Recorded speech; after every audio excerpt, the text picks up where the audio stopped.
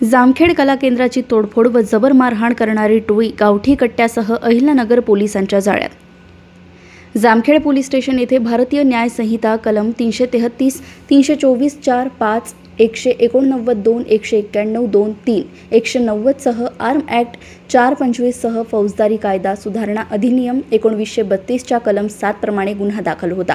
गुन्हा उघडकीस आणण्याबाबत माननीय श्री सोमनाथ घारगे पोलीस अधीक्षक अहिल्यानगर यांनी स्थानिक गुन्हे शाखेस आदेश दिले होते।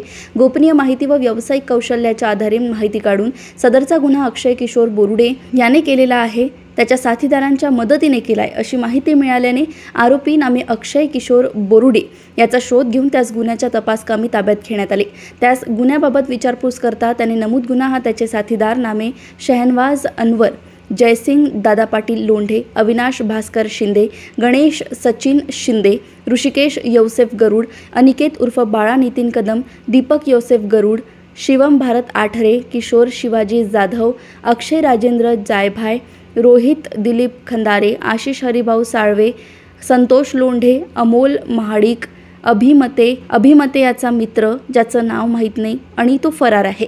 सचिन मधुकर लोखंडे याच्या सांगण्यावरून रेणुका कला केंद्र जामखेड येथे जाऊन तेथील लोकांना जबर मारहाण करून कला केंद्राची तोडफोड करून दहशत निर्माण केली असल्याचं सांगितलं। तसेच आरोपी अनिकेत उर्फ बाळा नितीन कदम याचा शोध घेत असताना तो विना नंबरच्या स्कॉडा गाडीमध्ये कर्जत जामखेड रोडने पातोडा गावाच्या शिवारात गावठी कट्ट्यासह मिळून आला। अशा प्रकारे नमूद गुन्ह्यातील आरोपी ताब्यात घेऊन आरोपितांकडून एक अग्निशस्त्र, 3 जिवंत कारतूस, पांढऱ्या रंगाची स्कोडा कंपनीचे गुन्ह्यात वापरलेलं वाहून असं एकूण 6,53,000 रुपयांचा मुद्देमाल मिळून आलाय। अहिल्यानगर येथून सहसंपादक रणजित मस्के यांची रिपोर्ट।